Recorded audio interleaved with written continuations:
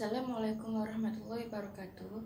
Saya Rindayo Musyofa dengan NIM 837444396 dengan jurusan PKSD Fakultas Ilmu Pendidikan dan Keguruan Universitas Terbuka. Di sini saya akan membuat sebuah video tentang membangunkan rasa cinta siswa kelas 6 kepada para pahlawan yang telah gugur mendahului kita. Terima kasih, selamat menonton. Assalamualaikum anak-anak, selamat pagi. Gimana kabar kalian semua? Alhamdulillah semua sehat-sehat ya. Oke, sebelum kita memulai belajar hari ini, mari kita berdoa bersama-sama menurut keyakinan masing-masing. Berdoa dimulai. Berdoa selesai. Oke, Ibu akan mengabsen kalian terlebih dahulu ya. Tolong dilihat sebelah kalian apakah ada yang tidak masuk. Alhamdulillah semua pada masuk semua ya. Oke. Hari ini kita akan belajar tentang pahlawan. Ayo, siapa yang tahu pahlawan Indonesia? Salah satunya aja. Boleh angkat tangan? Oke, Mbak Lia. Bisa disebutkan Mbak Lia yang Mbak Lia ketahui tentang pahlawan Indonesia? Oke, benar sekali, ada Ibu kita Kartini ya. Bagus. Oke, sebelum kita melanjutkan pelajaran hari ini, kita akan kita terlebih dahulu ya. Kita akan melakukan yel pelajaran sebelum memulai pelajaran. Mana di mana anak paling rajin? Anak paling rajin ada di kelas ini. Mana di mana anak paling pintar? Anak paling pintar ada di kelas ini. Oke, bagus sekali. Mbak Lia sudah menyebutkan satu pahlawan Indonesia, yakni Ibu kita Kartini. Untuk yang lain apa masih bisa menyebutkan salah satu aja pahlawan Indonesia yang telah berjuang untuk Indonesia? Siapa? Mbak Vina? Ya, bisa disebutkan siapa? Bung Tomo. Oke, benar sekali, Bung Tomo. Oke, hari ini kita akan belajar tentang pahlawan, cara mengamalkan jasa-jasa para pahlawan. Ibu akan menerangkan sedikit tentang salah satu pahlawan yang ada di Indonesia ini, yakni Bung Tomo yang seperti disebutkan Mbak Vina.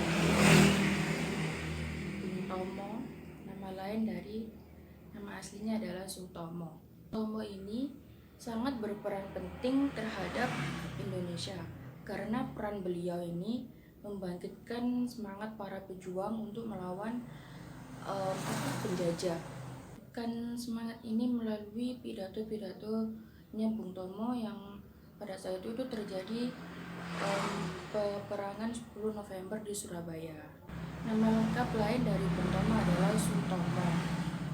Bung Tomo ini lahir di Blauran pada tanggal 3 Oktober 1920 di Surabaya. Nama ayah Kertawan Cipto Wijojo dan nama ibunya adalah Subastita. Tomo merupakan anak sulung dari 6 bersaudara. Bung Tomo ini dibesarkan di dalam keluarga yang sangat menjunjung tinggi pendidikan.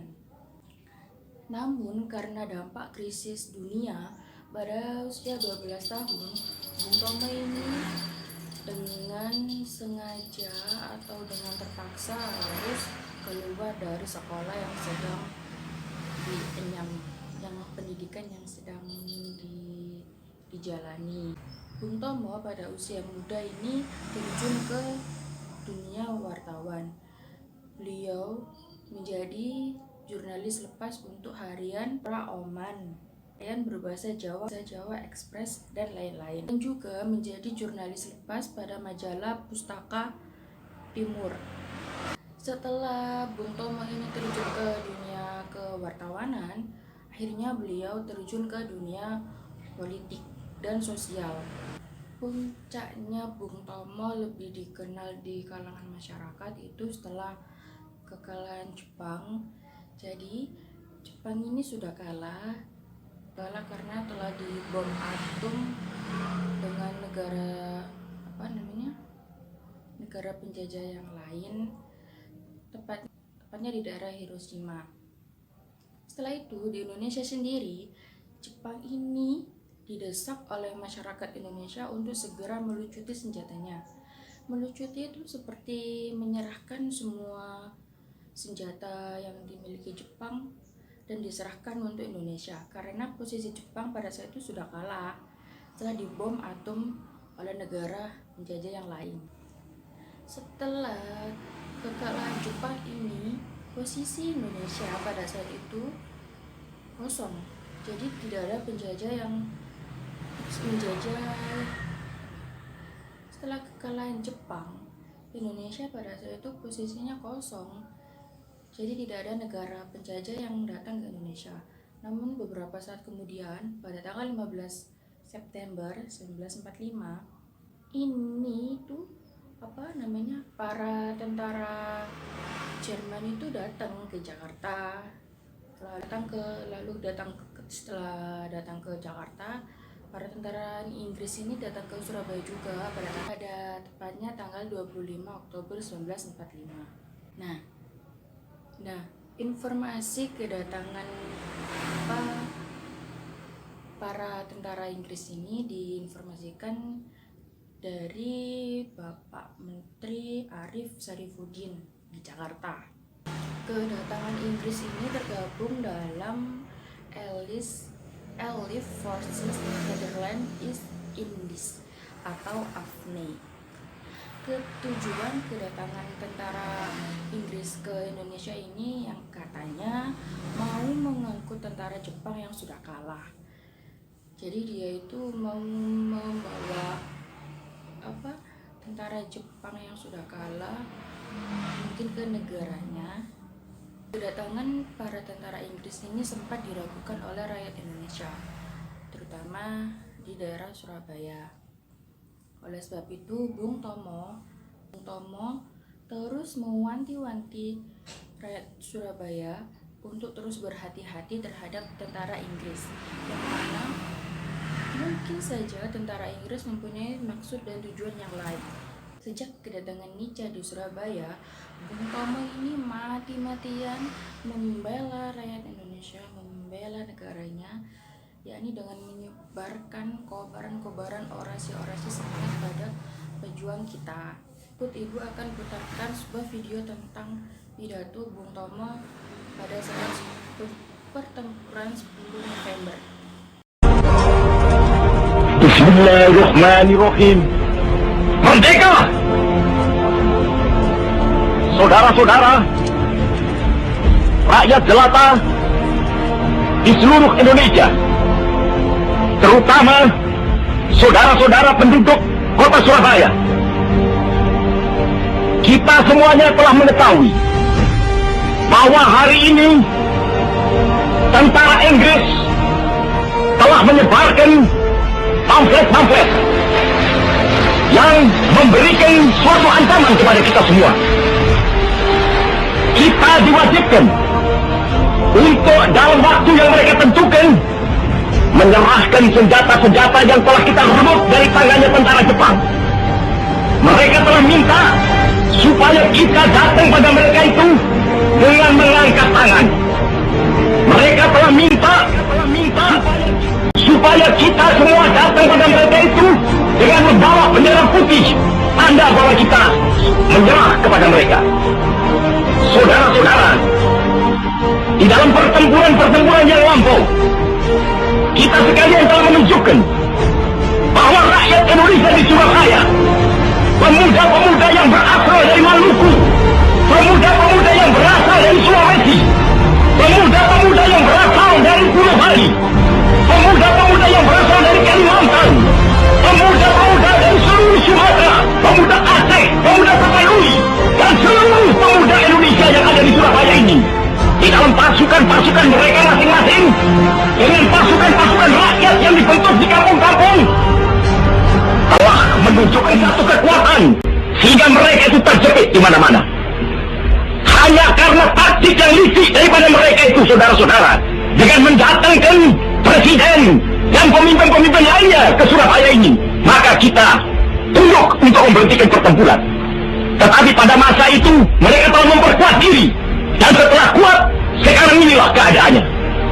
Saudara-saudara, kita semuanya, kita bangsa Indonesia yang ada di Surabaya ini akan menerima tantangan tentara Inggris itu.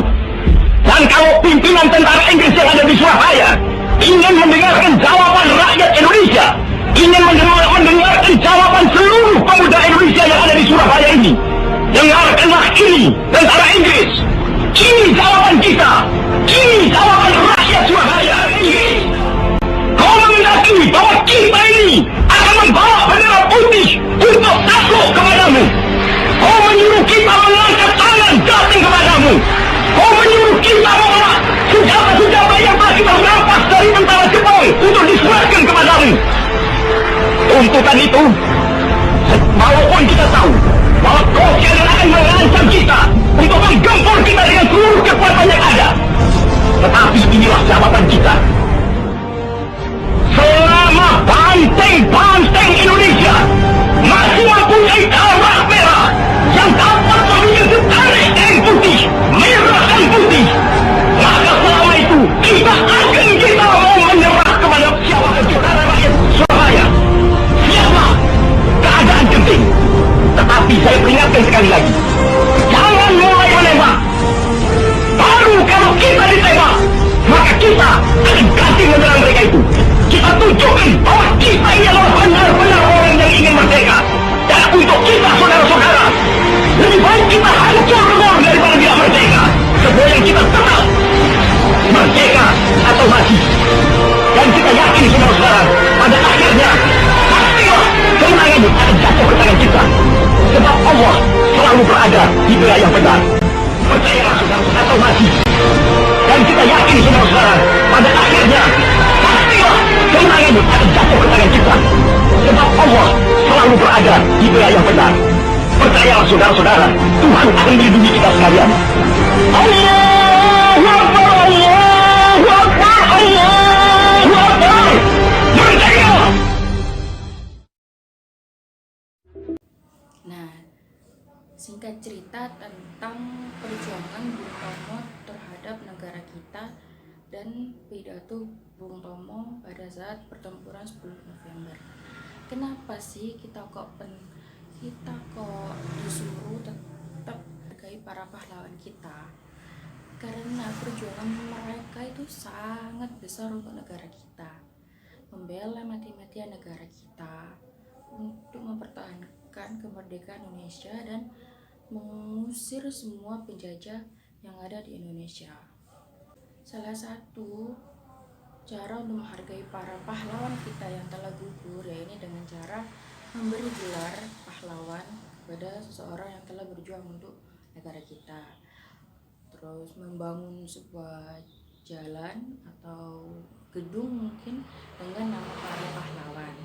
Serta bisa juga membangun patung atau kayak relief gitu tentang para pahlawan. Contohnya ada Tugu Pancoran yang ada di Jakarta. Mengaplikasikan jasa-jasa para pahlawan di dalam kehidupan sehari-hari. Sebelum kita mengakhiri pelajaran hari ini, mari kita berdoa bersama-sama menurut keyakinan masing-masing. Berdoa dimulai. Berdoa selesai. Guys, jumpa lagi minggu depan ya anak-anak. Selamat siang.